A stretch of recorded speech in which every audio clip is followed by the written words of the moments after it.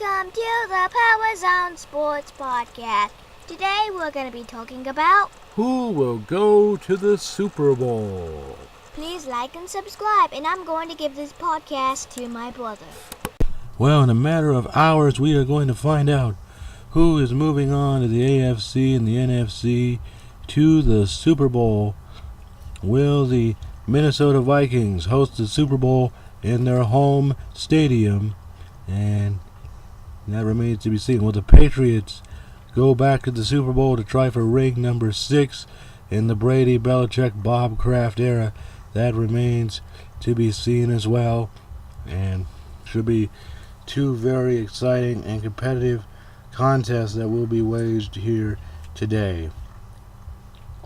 And in a matter of hours.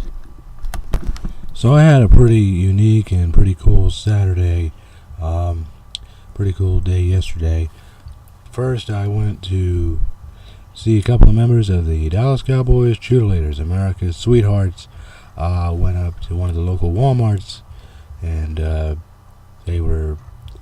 was a nice experience. It's always a good time to see one or two of the two cheerleaders from one of the most popular squads in the world, and it's a great time, a great day. Yesterday, that was part one, and then last night went to the No Limits monster truck races being held at our local expo center. It was really well done. Saw some trucks over there. Saw Bigfoot. Bigfoot was finally found. Bigfoot was there. Outlaw monster truck that's apparently been on the Monster Jam circuit was there as well. And there was a couple of others that were there as well. Chicken, one, I can't remember the rest of their names, but yeah, it was a fun experience, and my brother had a good time. And before the show, they were actually taking people up on a monster truck bus to ride inside there. Me and my little brother rode inside the monster truck bus, and that was pretty fun, once in a lifetime experience to ride in the monster bus, and yeah, it was pretty unique. It was like being inside a mechanical bull as it's trying to throw you off the bull. We were all strapped in with seatbelts, obviously, but it was pretty unique. The ride lasted I would estimate about a minute, and then we were backed up, and then we got off the monster bus, and I was pretty dizzy for a little bit of time after that. But it was a unique experience, and something that we took advantage of. And how many times in your life are you going to get a chance like that? It was a very fun Saturday, and now that I've talked about Saturday, now we're going to talk about the games that are going to take place on Sunday. Now on to the games today between the AFC Championship Jacksonville, which has been nicknamed Saxonville this season for the way their defense has gotten after the quarterback and the way that Jalen Ramsey has really shown up to the world in his defensive playmaking abilities. And so we have the two games that are taking place. We have the Jaguars and we have the Patriots. Is going to be hard. Suddenly, the quote injury news about Tom Brady, backup running back Rex Burkhead, apparently, if you believe this story, running into Tom Brady's throwing hand. Apparently, quote, there was blood all over the place. Tom Brady's apparently going to wear a glove on his hand. It's one of the most bizarre stories I think I've ever heard, and that's part of the reason why I'm skeptical about the whole thing. One of the most bizarre stories I've ever heard, and part of me wants to say, if this was really true, wouldn't Rex Burkhead have been released by the Patriots for doing something so egregious, whether it was accidental or not? Some players are so valuable to your franchise, if you touch them, you're cut from the team. like the Vikings when they had Adrian Peterson. Anybody who merely put a finger on Adrian Peterson was threatened with release from the Minnesota Vikings. And now you're going to tell me that Rex Burkhead, a backup running back, runs directly into Tom Brady's throwing hand. Apparently there was blood all over the place, and he was not released. He was not let go from the team.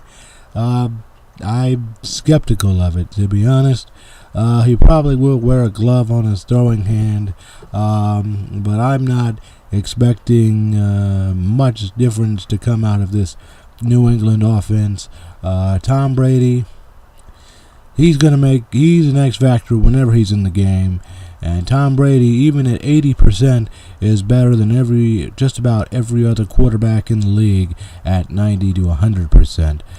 He has 5 rings to prove it, looking for ring number 6. So Tom Brady, I'm not worried about Tom Brady, and I don't think Bill Belichick is worried about Tom Brady. And if the rumors are true that Tom Brady really did get hurt, and it really does affect his throwing hand, maybe he's not as accurate as he was, maybe he needs a pinpoint throw to go to Gronk, and it sails a little bit into the arms of Jalen Ramsey that on the Jaguars, that could make a big difference in the game. So we'll have to keep an eye on that. But you never know how these things are going to go until kickoff actually happens.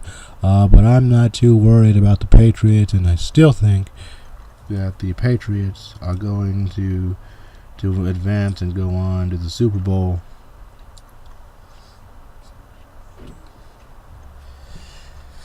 And so take a look at Jacksonville, 10-6 on the year, New England 13-3, but 74%.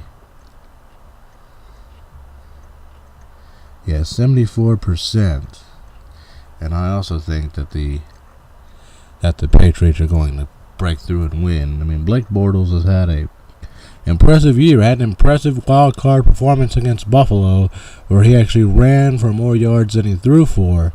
You can do that against the Bills. Can you do that against this Patriot defense?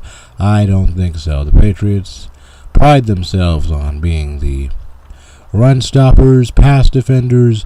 Bill Belichick has them coached very well, and it's going to be very interesting to see how that game will turn out. But the Jaguars they're saying, hey, we're going to go to the Super Bowl, and you know what?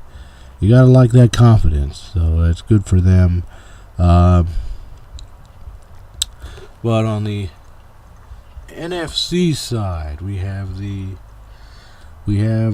Vikings and the Eagles. And how about on the NFC title? How about Stephon Diggs not only making the catch, but after the Saints player ran into his own teammate, untouched to the end zone.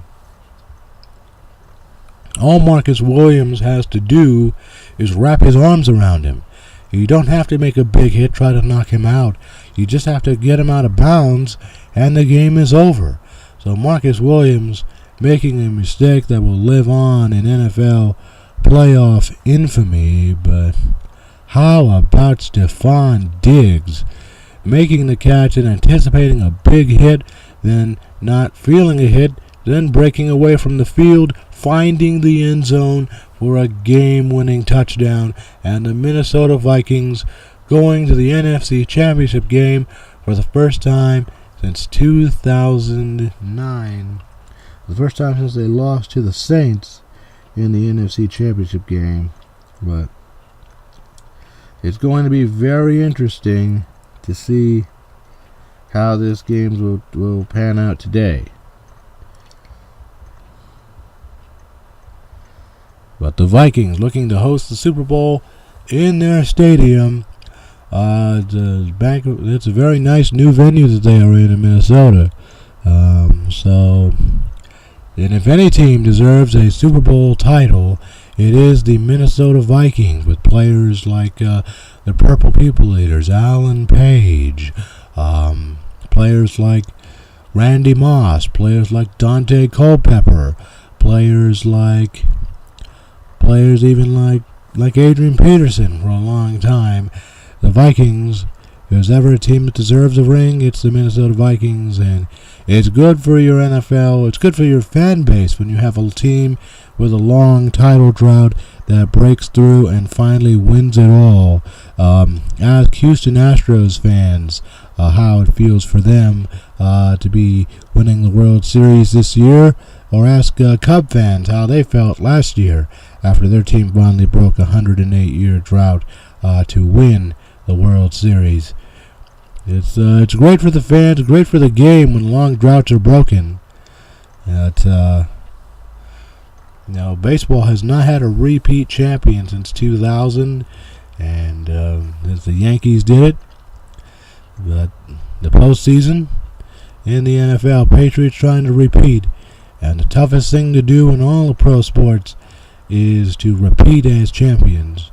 And if anybody could do it, Tom Brady could do it. And I predicted the Patriots would make it back to the Super Bowl. I predicted they would win the Super Bowl against Green Bay. So I predicted the Patriots to repeat. I got the NFC team wrong, but we'll see how it turns out in just a matter of hours. But I'm predicting the Patriots to move on. I'm predicting the Vikings to move on as well. Patriots and Vikings will meet up. Super Bowl 52 should be a very exciting, very, very dramatic game. Don't know if it'll compare to last year in its own right, but it should definitely be one of the best games of the year, to say the least. Yeah, the Super Bowl 52 should be great. And the Eagles last made it to the Super Bowl 39, when they ended up losing the Super Bowl to the New England Patriots, who ended up repeating as Super Bowl champions. That was the year when Romeo Crennel and Charlie Weiss, Bill Belichick's offensive and defensive coordinators, went on to take head coaching gigs. Charlie Weiss went on to be the head coach of Notre Dame, and Romeo Crennel went on to become head coach of the Cleveland Browns, and then neither one was ever heard from again. But the Vikings, they've had a hard time in NFC Championship games. 1998, 15-1 record. Looked like they were driving to their first Super Bowl with a young rookie named Randy Moss at wide receiver, and then Gary Anderson, their kicker, missing for the first time on the season indoors in Minnesota, missing the field goal. Atlanta went on to the Super Bowl that year, where they lost to the Denver Broncos in John Elway's final game, and that was in 1998. And the Vikings and the Brett Favre era made it to the NFC title game, but they lost to the Saints, and the Saints went on to win the Super Bowl that year. So yeah, Philadelphia, they haven't hosted an NFC title game since they beat the Falcons 27-10 in 2004. But yeah, 29-24, the Vikings won. Stephon Diggs, 61-yard touchdown. Case Keenum, that was insane. And the Eagles and the Vikings have both failed to win a Super Bowl. But if you asked me which team I'd rather have winning the Super Bowl, it would be the Minnesota Vikings. Thanks for listening to the Powers on Sports podcast. Please like and subscribe and follow us on Twitter. Our Twitter link will be in the description. Please like and subscribe, and I'll see you next time at the next podcast. Bye!